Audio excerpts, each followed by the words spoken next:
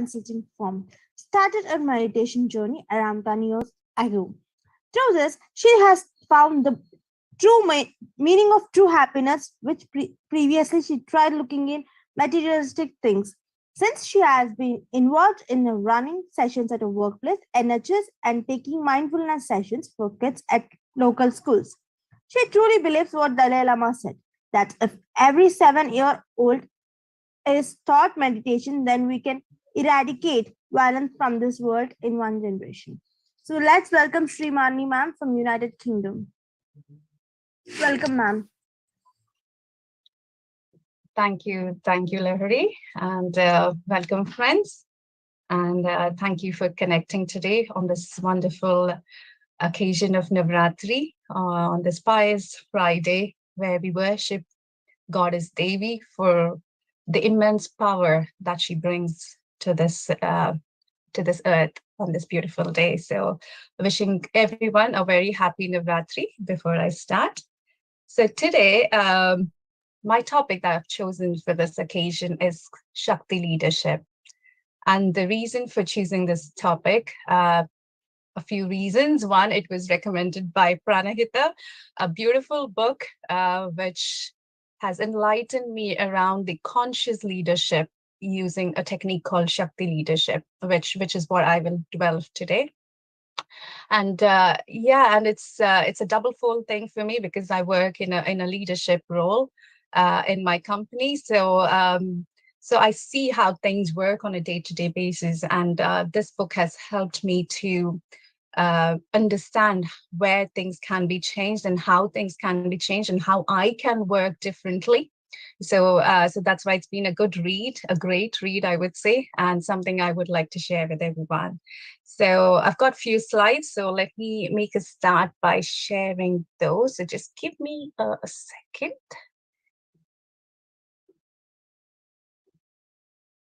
Okay, I hope you can see that.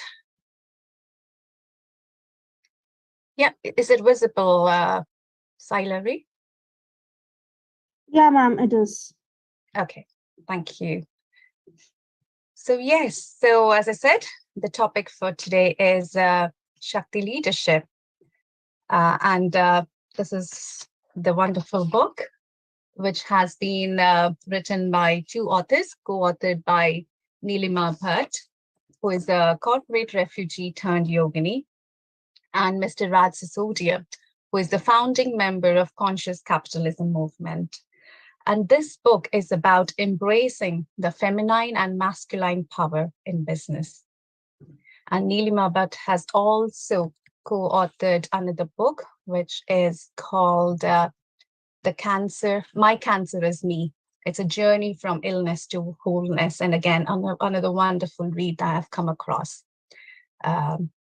Yes.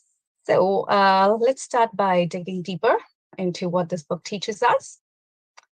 So as I said, the goal of this book is to combine the masculine and the feminine energies in business and to create a world of leaders who lead with a conscious, creative, cooperative, and an inclusive mentality, where it's not about competition, where it's not about winning, but it's working together to achieve that common goal.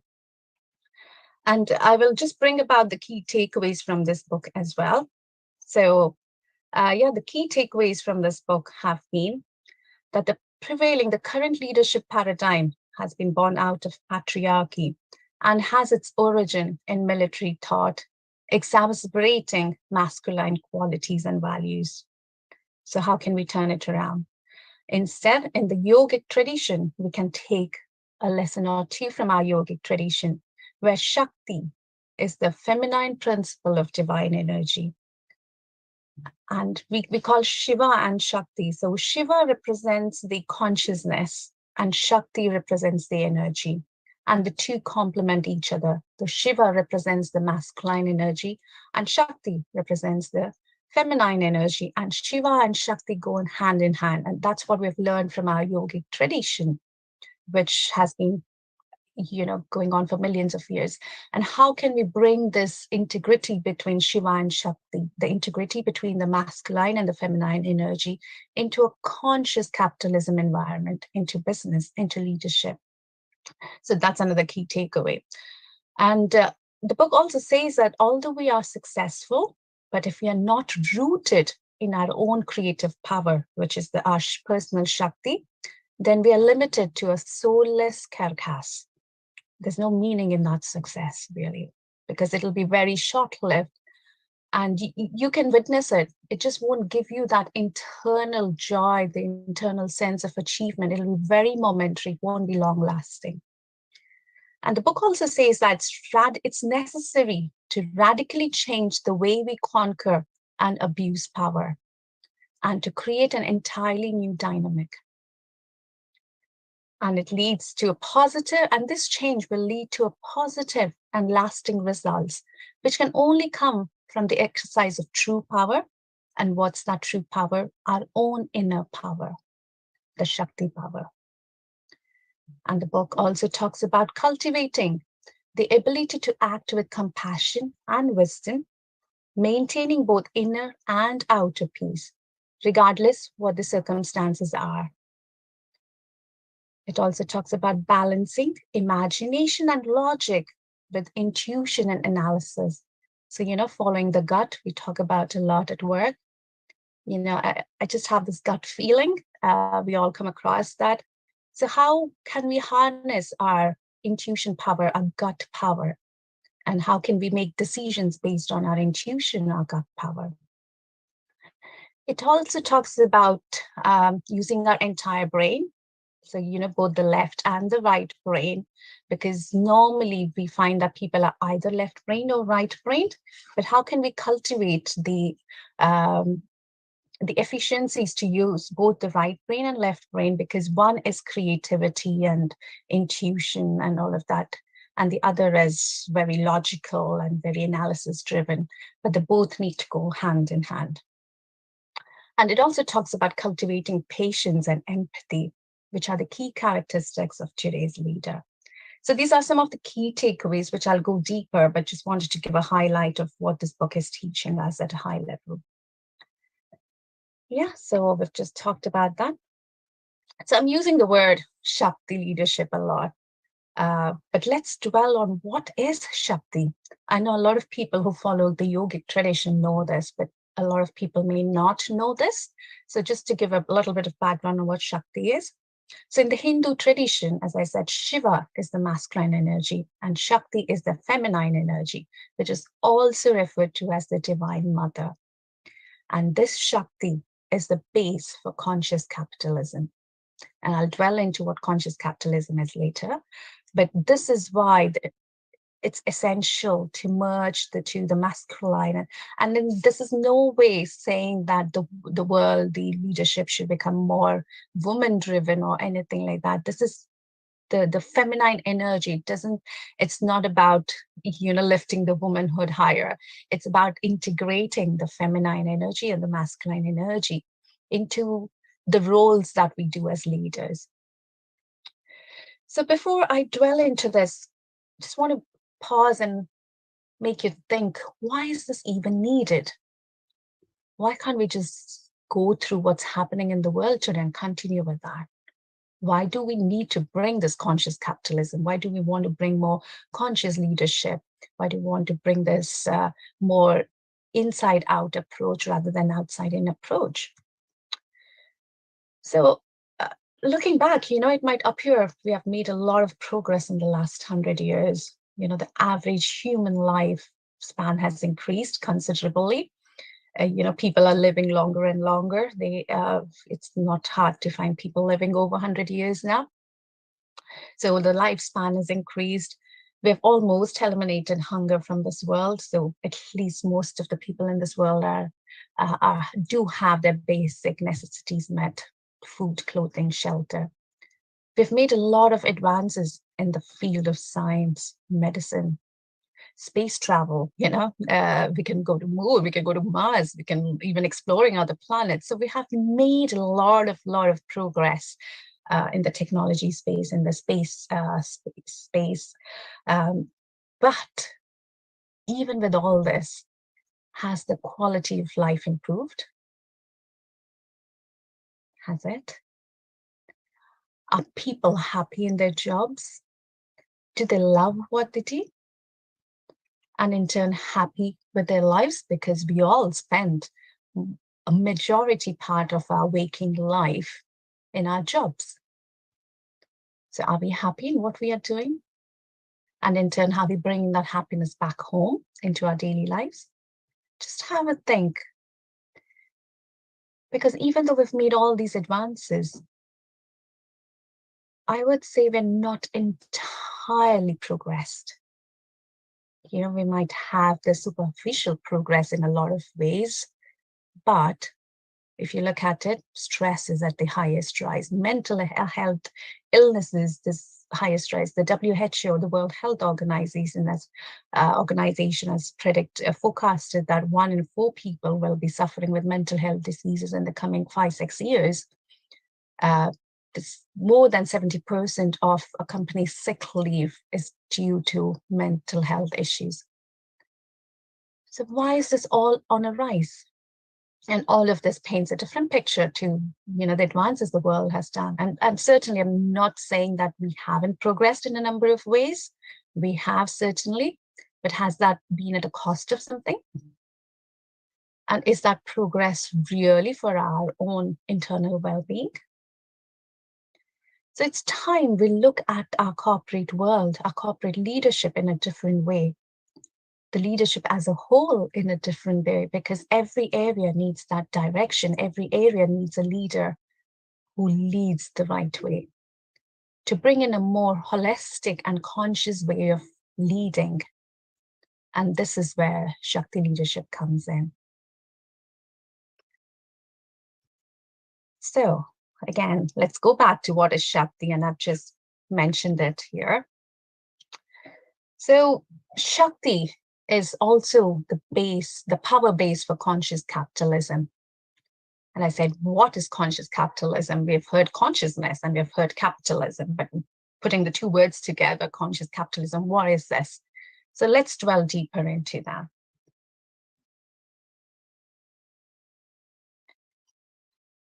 Okay, so conscious capitalism, it runs on the Shakti-based power rather than ego-based power. Okay, unlike the ego, which can be broken down, no one can break the Shakti-based power. Nobody can take the Shakti-based power away from you. Your ego can be challenged, your ego can be broken down, but not your Shakti. Hence, we consider Shakti an infinite source because it's coming from within you. It's nothing externally based, it's all within you.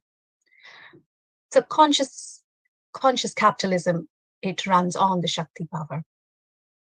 So conscious capitalism is based on 4 major pillars.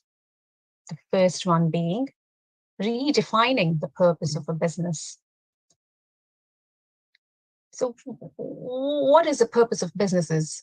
What's the end goal at the minute for businesses? It's all about making profits. Most of the businesses is all about making profits, isn't it? So conscious capitalism, the purpose aims to define the purpose of a business is not to just maximize profits. Profits is one element of it, but not the sole reason of running the business, but rather to uplift humanity by meeting the real world needs, providing meaningful work to its employees, providing meaningful work to the people that work for that organization, spreading prosperity.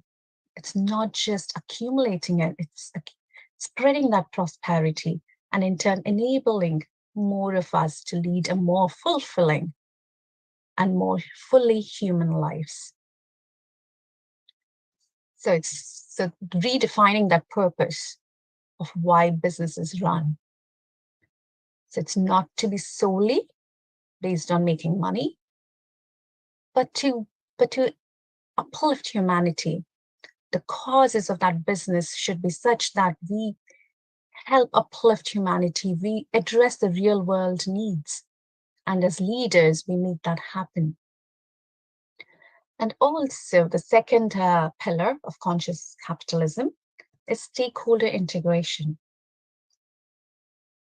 So businesses should consciously create multifaceted value for its customers, its clients, its stakeholders, its employees, its suppliers, the customers, the clients who are actually buying that product, the investors who are putting money into the company, and also the environment and the community that it caters to. So it should create that multifaceted value for all of this.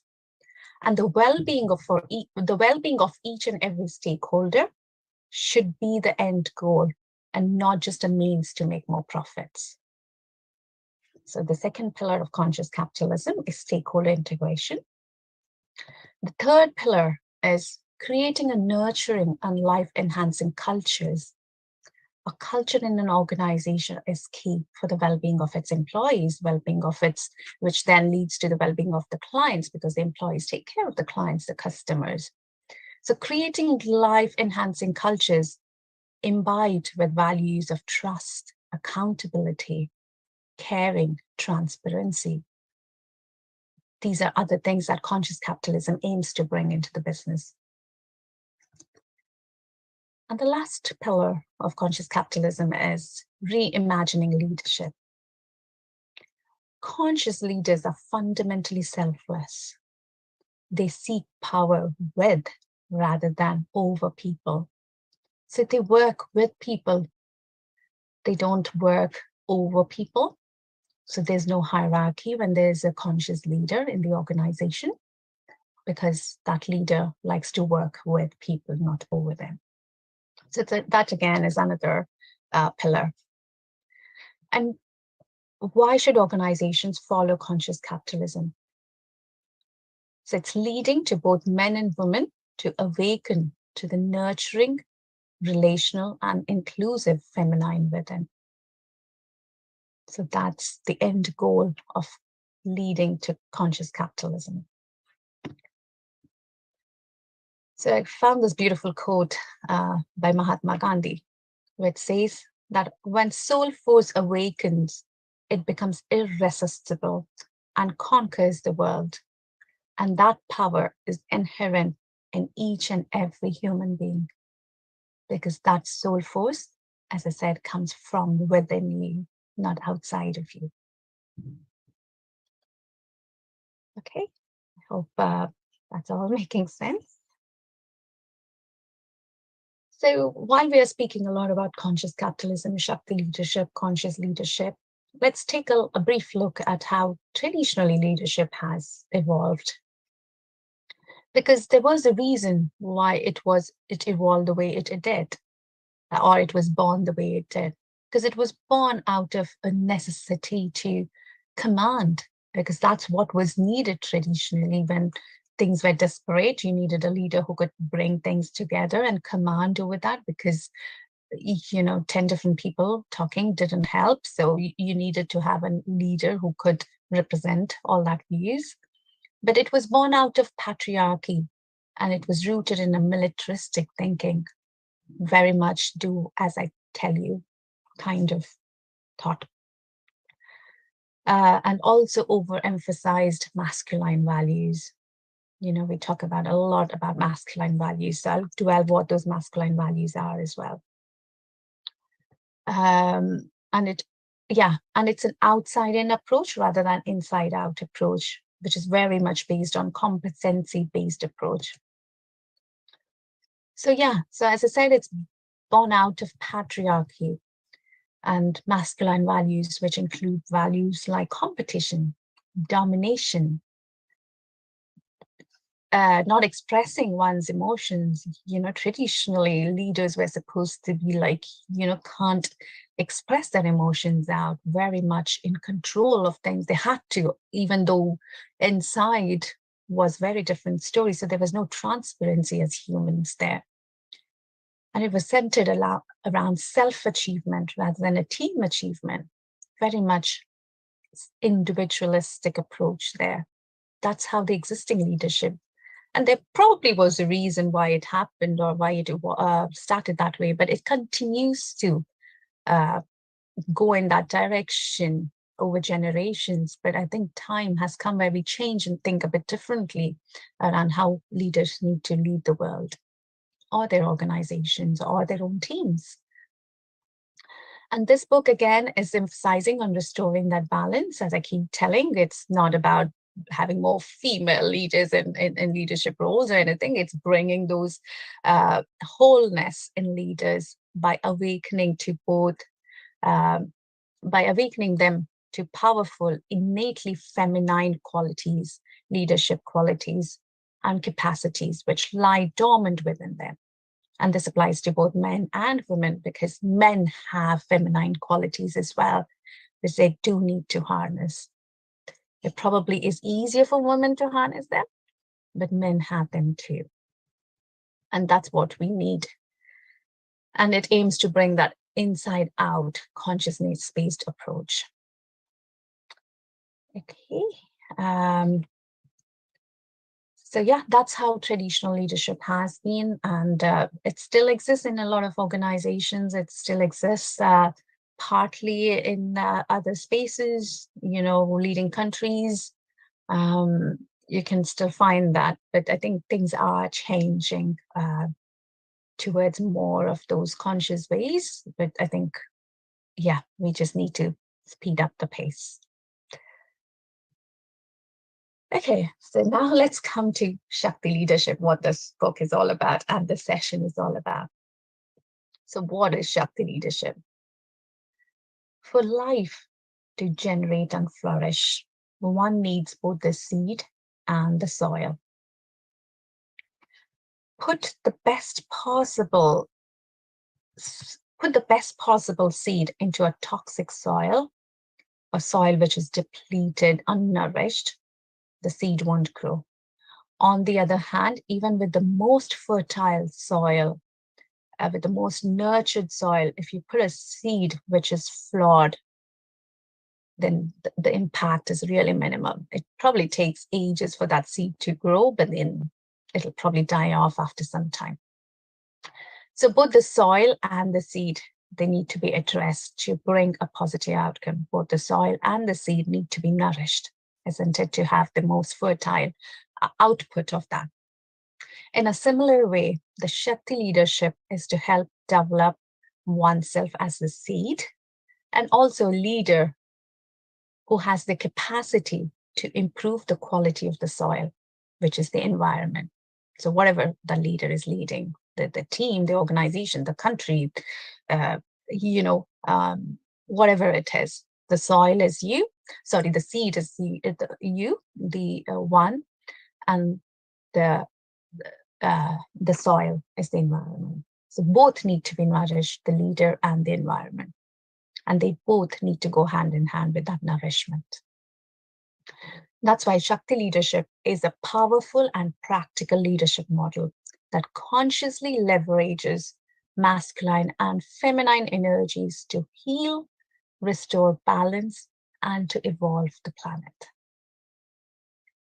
And it focuses on the long ignored innate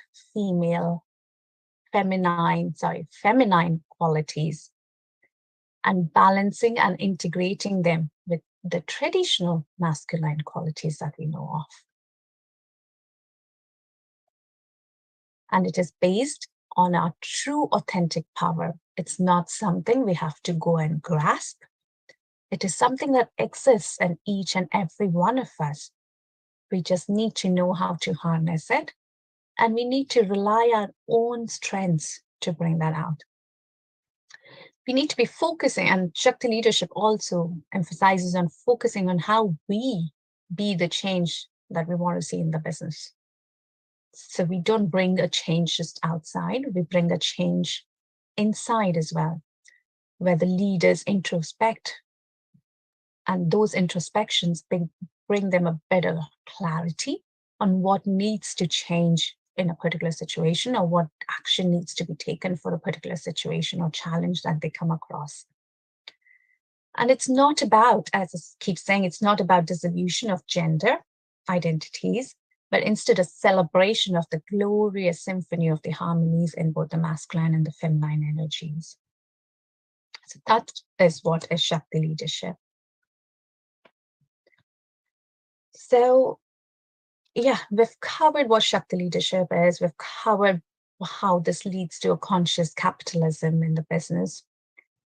But we haven't looked at how we develop Shakti leadership. How do leaders develop Shakti leadership? So let's look at that.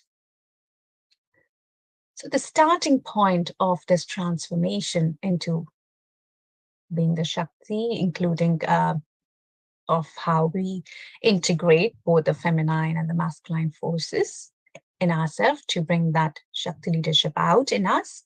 And that starting point is presence, being present. And I'll cover what presence is if people don't know that. But yeah, the starting point of accessing Shakti is the presence, the awareness, being in that present moment. And the second one is to follow the heroic journey. And I will run through a model as well in that. And the last one is embracing wholeness, which is the capacity to balance, integrate, and unite all the fragmented parts of oneself. So, how to become that whole person that we can lead from that point of wholeness. So, yeah, so these are the three ways on how we can transform ourselves, or the leaders can transform themselves into more of this holistic leadership. So as I said, presence is the main one. What is presence? Let's look at that. Because presence is the starting point of accessing Shakti. So we've seen that the traditional leadership is very egocentric, based on the outside-in approach. So let's learn how to let go of ego and turn into being present. And when a leader develops presence, then the transcending force or power within them is then leading the show rather than the individual leader. Then the doer is different. The doer isn't the person, the doer is the force within that person. But what is presence and how can we develop this presence? Let's look into that. So presence is defined as a profound sense of present moment awareness. It's being aware of the present moment. It's a state of conscious flow where one experiences balance, completeness, connection, and contentment. So it's a place where one experiences balance, connection, completeness, and contentment. And Joseph Campbell has described it as the navel between the heaven and earth. I just love that sentence by Joseph Campbell. It's the navel, the connection between the heaven and earth. That's what is presence. And why is there so much focus on presence? The present moment is the only real moment in which one can gain a clear understanding of what is really going on around them, what is required of us to do, what is seeking our attention, and what we need to manifest. So to get a clear understanding of what is happening around us, what do we need to do, what we need to focus on, what we need to pay attention, all of that clarity for a leader comes when they're present. Because a leader doesn't only have to look calm, they have to be calm for their team and organization. And that calmness, again, comes from being present. And that's why a lot of us in senior leadership roles would have heard the term executive presence. You know, it comes across a lot in promotion cases and things like that, because that's what organizations are trying to develop in their leaders, the executive presence, because I think the world has recognized how important this presence is in leaders, and for them to lead their teams and their organizations in a much more holistic way. So now that we have understood what presence is, how do we develop this presence? And for this, there are a number of techniques. And as you can see on the slide, that you can start building that presence by a number of techniques, which is focused on 5 key main areas: creating a relaxed body.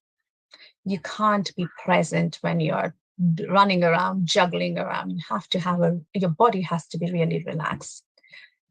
Well, when I say you can't have it when you're running around, you can be physically running around, but your body is in a state of balance. Having an even breath, a lot of times, when you're stressed, my watch keeps saying that when I'm stressed, it points me, take a deep breath. So even technology understands that the way to come back to your own root itself, ground itself, is through your breath. Through having an even breath, having a clear mind, an undisturbed, uncluttered mind, having an open heart. We'll talk about it. How does the role of the heart in making us more present. And I think the last one is a typo. I've written that twice. Ignore the last relaxed body because we've started. Well, we'll end with a relaxed body as well, because if you're present, you're fully relaxed. So let's look at the techniques for each of those. How do you manage to gain a relaxed body, an even breath, a clear mind, and an open heart? So for a relaxed body, I probably don't need to say this. There are various techniques you're aware of: yoga, Tai Chi, Pilates.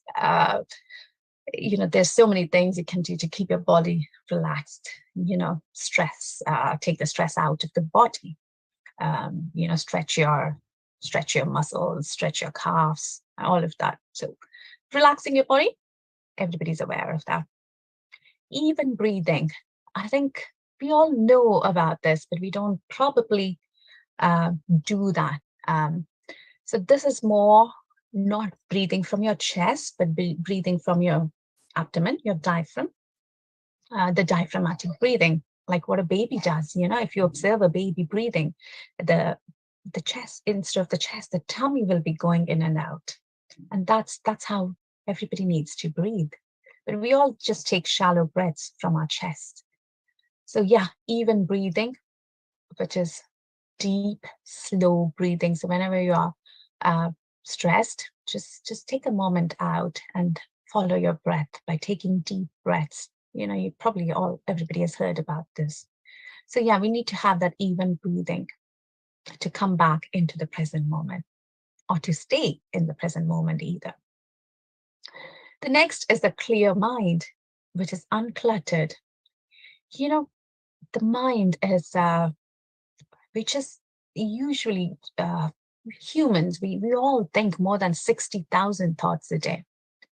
But out of that 60,000 thoughts, the 90% of those thoughts are the same repetitive thoughts.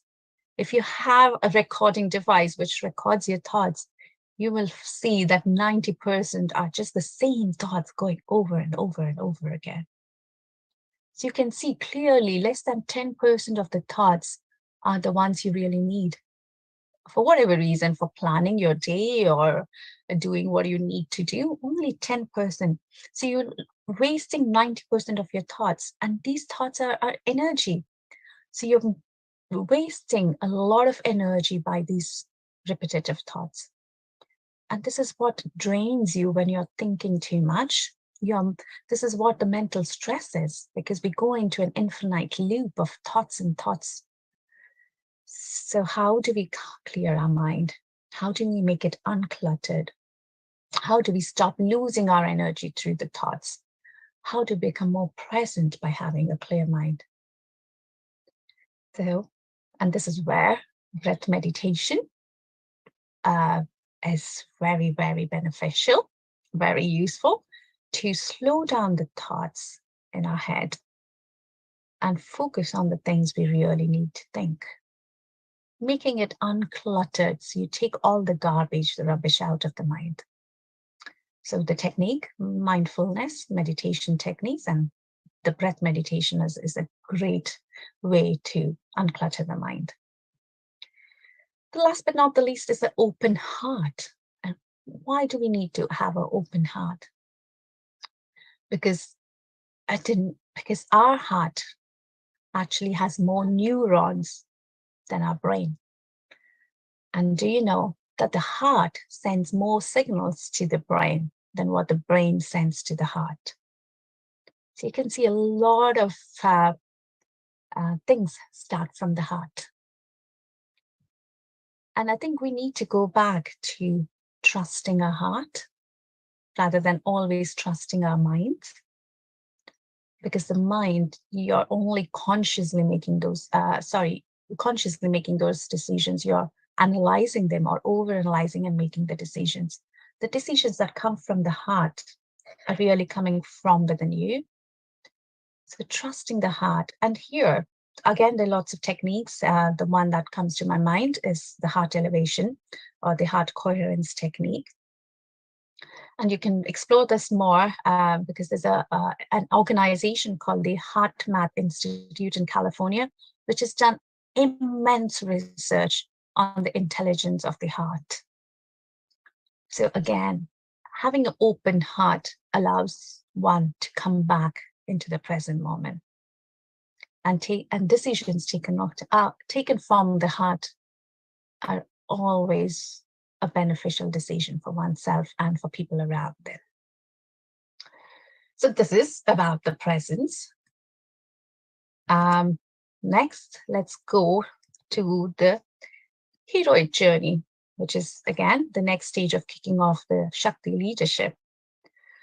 So there are 4 stages of a heroic journey, and they go from taking you from an ordinary world into an extraordinary world, and then the next ordinary world, and the cycle continues.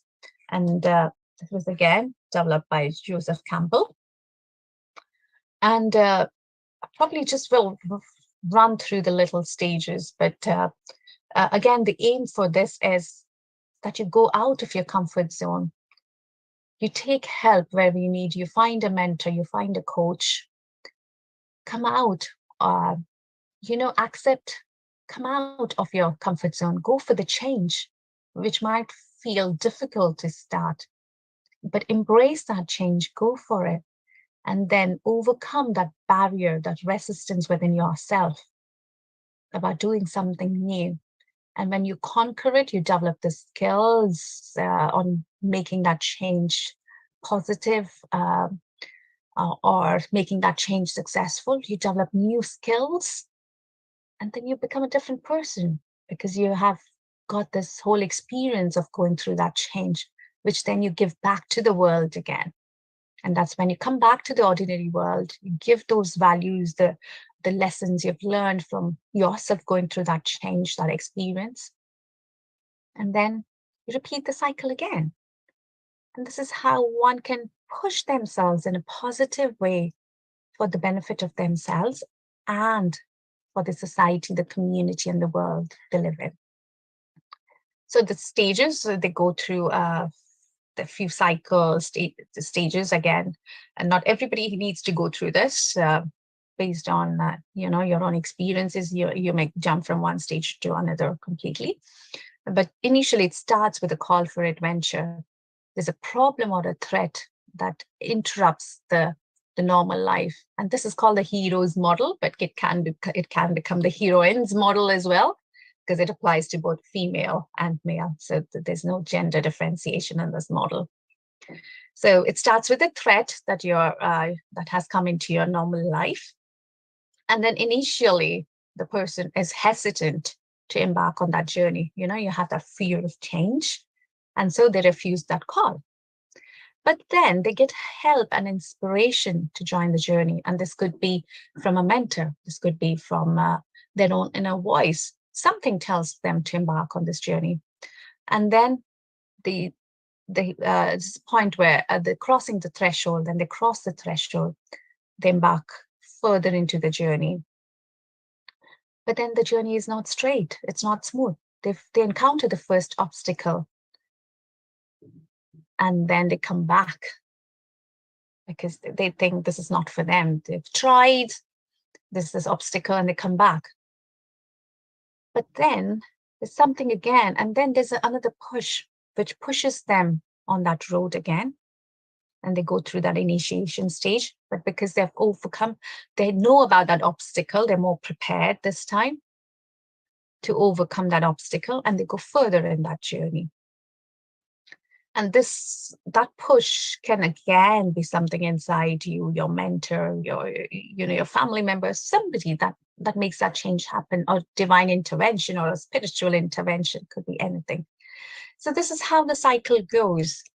And then, as you said, when you go into that extraordinary world, you then learn the skills, you accept the new roles, and now you become more proficient. And then you come back into the ordinary world when you finish that journey, when you finish that challenge. And the learnings, the cycle isn't complete until you take the learnings you have learned, you give it back to the society.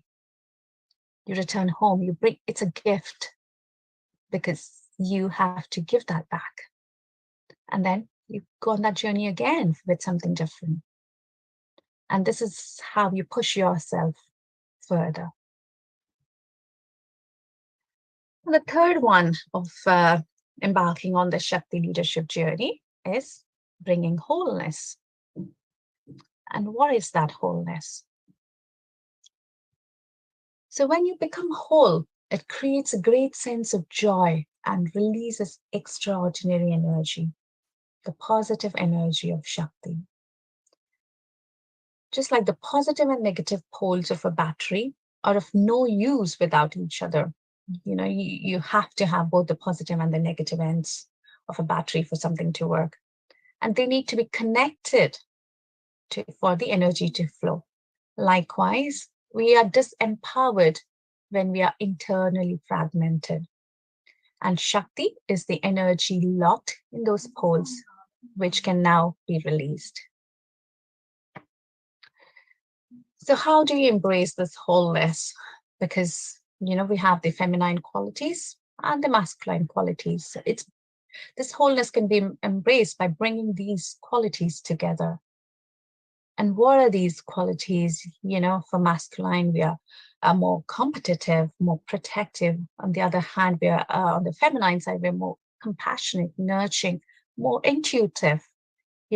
As women, we feel we are more intuitive. At the same time, masculine use logic. So again, both the left brain and the right brain need to work together. So this journey is really about the amalgamation and becoming whole, where you are not just listening to one thing, your left brain or the right brain, but you're bringing it all together. Similarly, for the energies, for the values that the masculine and the feminine energies bring, you bring them together and use all of that rather than relying on just one of them. So you can see what the feminine and the masculine, the things I could think about that I found. I've just put it in there, thanks to Google search. So yeah, we've talked about what Shakti leadership is, how is it going to create a conscious world, conscious leadership, a conscious capitalism in a business. We've talked about how we embrace the Shakti leadership, how do we embark on this change, which is through presence, going on the heroic journey and embracing wholeness. So now it's probably time to go into a short meditation. I'm just looking, I think we've got around 15 minutes. So this is, again, I'll guide you through this meditation. And this is a little, a symbol of Shakti. And the central dot represents the presence. We've talked about presence. So the dot represents the presence, a state in which you have nothing to defend. You're just calm. You have nothing to fear. You have nothing to promote or sell. You're completely home in the moment. Next, the inverted triangle, the one inverted downwards, it represents the Shakti, which is the regenerative and creative womb. Just give me a minute. Yeah, it's the regenerative and creative womb and a fiercely loving power and animates consciousness. So that is the Shakti, the inverted triangle. Next, the bottom left triangle on that, it represents wholeness, which we have said is another element of Shakti leadership. And we've talked about wholeness as the integration, the ability to balance, integrate, and unite all of the divided and fragmented parts of oneself. So both the feminine and the masculine energies are integrated to bring that wholeness together, which is represented by the bottom left triangle. The bottom right triangle is flexibility, and it's the capacity to flex between the masculine and the feminine power as and when a situation arises. So again, you don't have to apply both the energies, both the feminine and the masculine qualities all the time, but you need to be flexible and you need to be aware of when to use both, because we all have both the energies, both the qualities within us. But again, the intelligence lies in knowing when to apply which one. So again, that's what in this triangle, the bottom right triangle represents flexibility. And the top triangle, it represents congruence, which is being centered, authentic, and coherent so that everything is in alignment with one's higher purpose.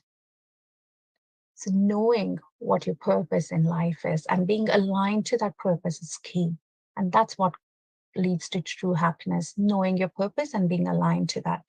And that's what the top triangle represents as well. So, okay, so, and then there's an outer circle as well, which is the heroic journey that we talked about, going through the change and learning new skills and giving it back to the community and then going for a different change.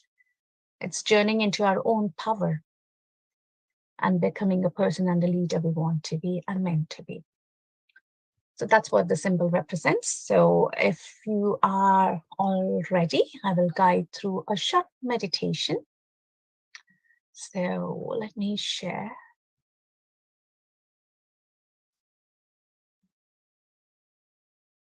Okay. So gently close your eyes, cross your feet at your ankle,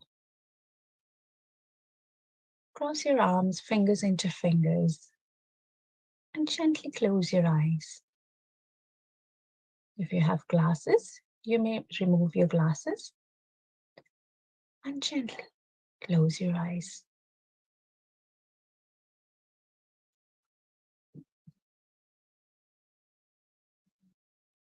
Let us start by going into the presence by relaxing our body. Slowly focus on your incoming and outgoing breath.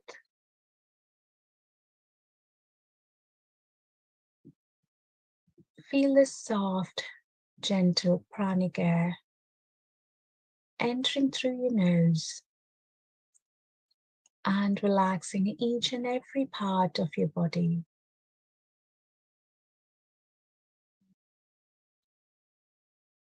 It's going into your head,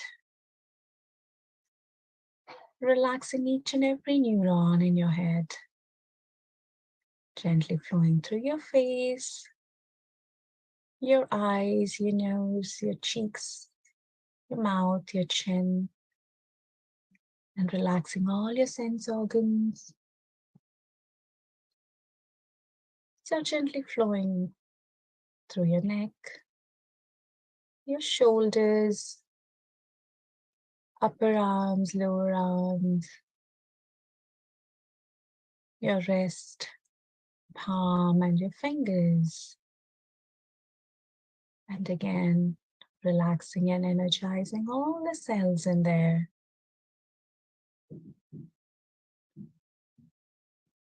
The soft, gentle pranic air is going through your chest and your abdomen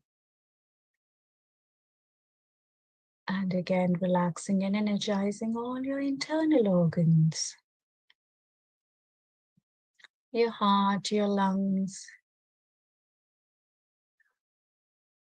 Everything is energized and relaxed by this pranic air. It's now gently flowing through your buttocks,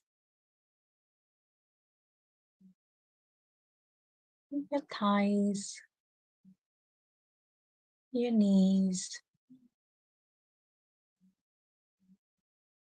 your legs, your feet and your toes, and all of your lower body is now relaxed by this pranic breath. So just let go of any thoughts that are coming in your head and bring your awareness back to your breath.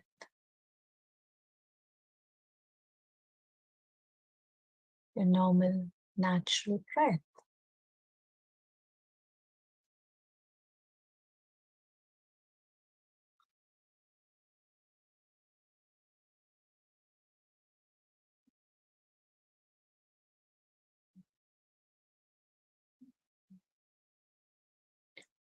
Now slowly bring your hand around your heart area and let's do the technique of heart coherence to open your heart and make it coherent. So the heart and the mind are coherent, which helps one to take better decisions.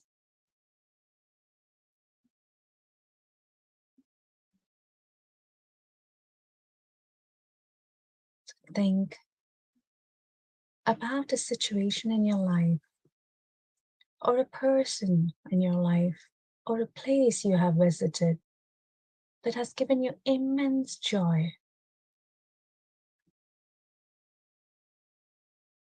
Recollect that moment. Recollect that person, or recollect that place where you have felt to be at the top of the world, or with whom you felt complete. Recollect that and relive that moment.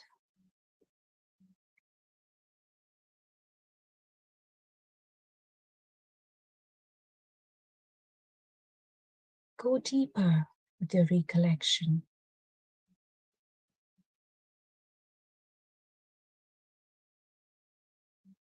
And remember it as vividly as you can. Or it could be your pet or your child, whoever brings you the deepest joy.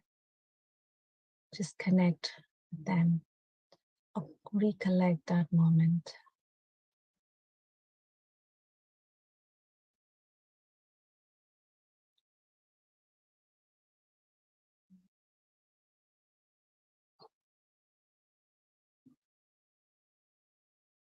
Now slowly release your hands from your chest area and put them back on your lap.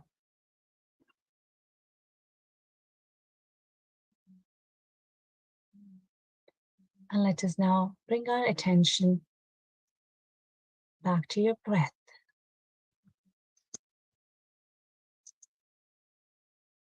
Your normal, natural breath. I'll play some soft music in the background that will help you go deeper in your meditation.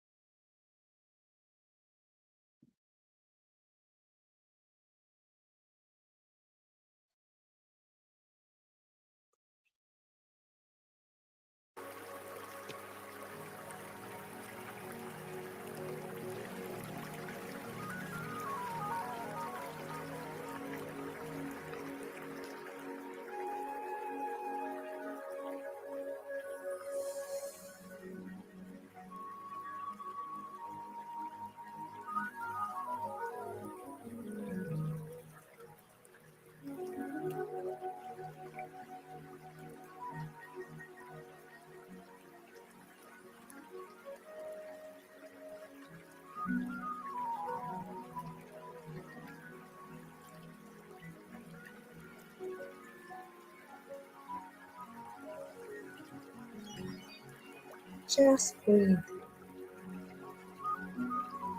Everything else is taken care of. Let us not worry about the future or regret anything from the past. All we have is this beautiful present moment, and let's go deeper and deeper in experiencing this present moment.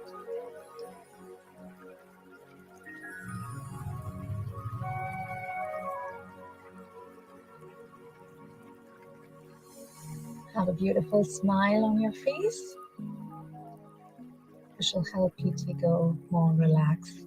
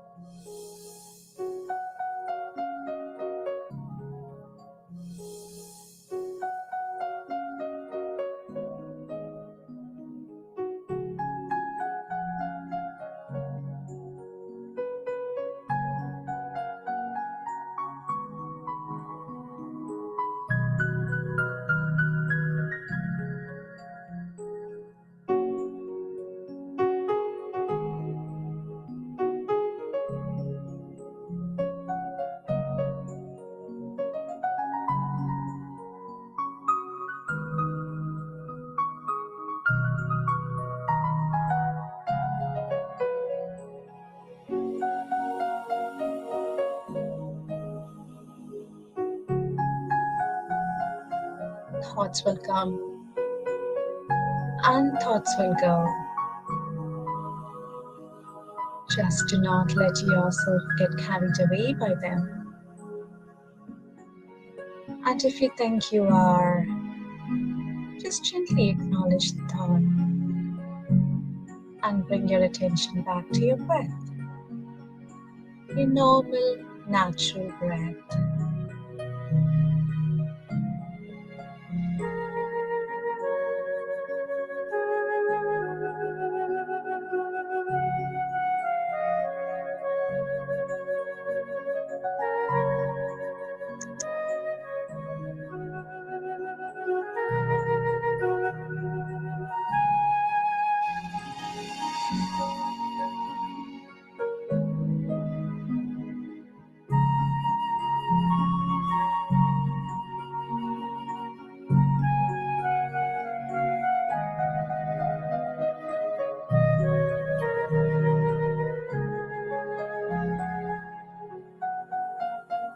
We'll continue for 5 minutes.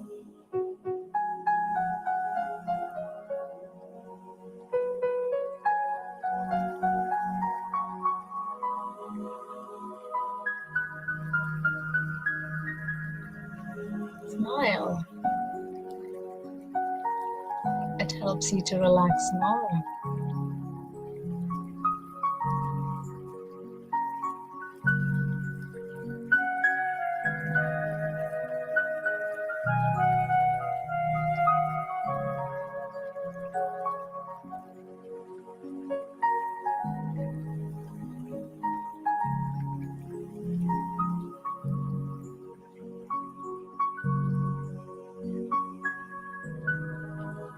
Just breathe.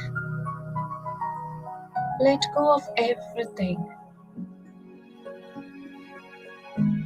And with every breath you're taking in, you're going deeper and deeper.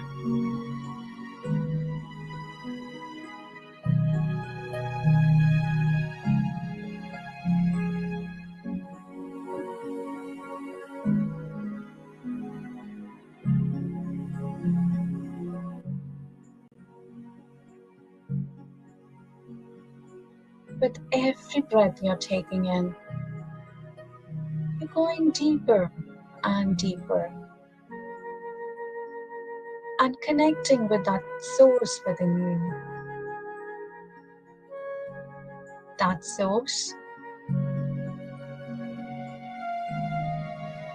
which is the creator of everything, everything around you, and everything within you. Stay connected to that Shakti within you.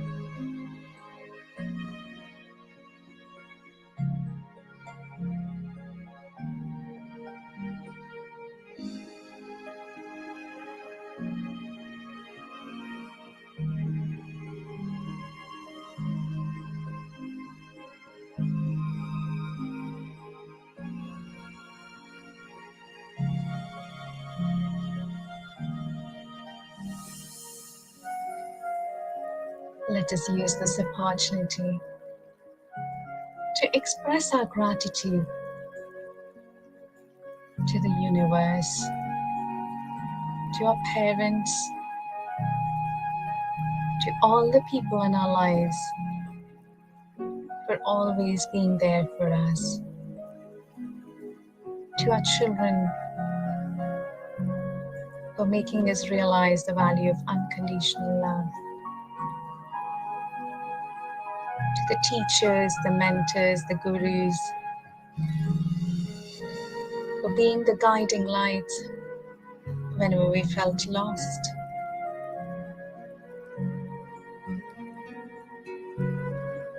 to all the challenges in our lives, as it is those challenges that brought out our inner strengths that we didn't even know we had.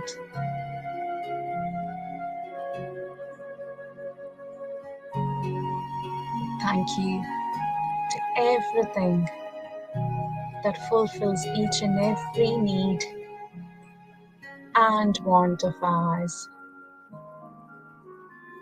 Thank you, thank you, thank you.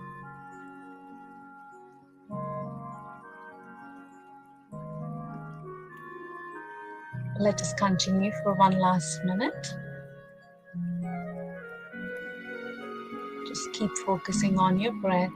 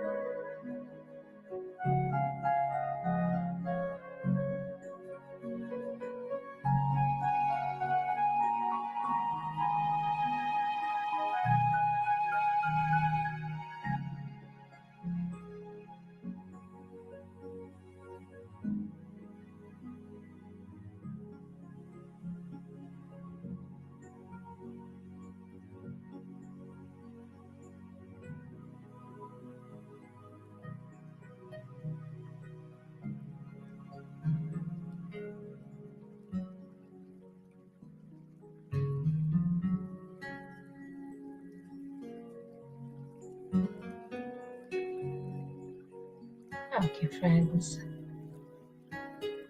we'll continue the meditation a little bit longer. Keep connected with your breath,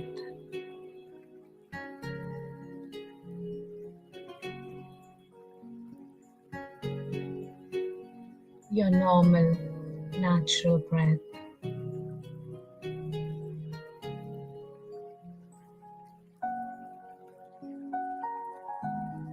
Breath is your anchor to this present moment. It connects you to the now. So stay connected to your breath.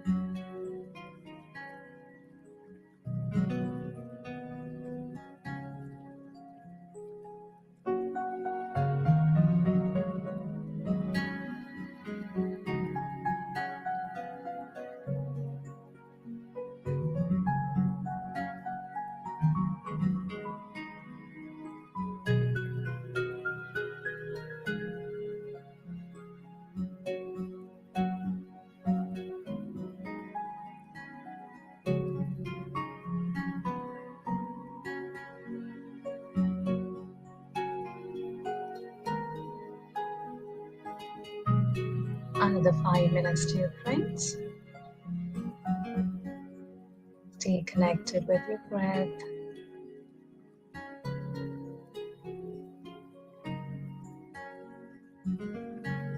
Just breathe and let go of everything, all your thoughts, your emotions, your fears. Just let go and just stay connected with your breath.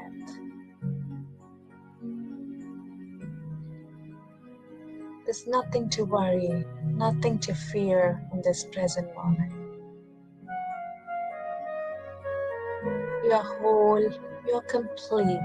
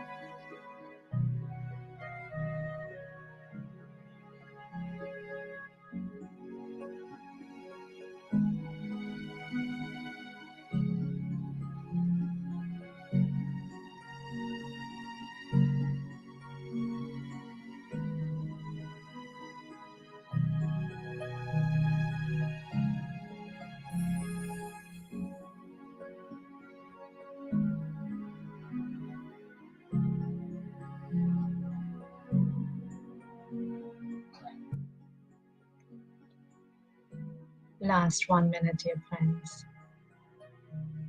Stay connected.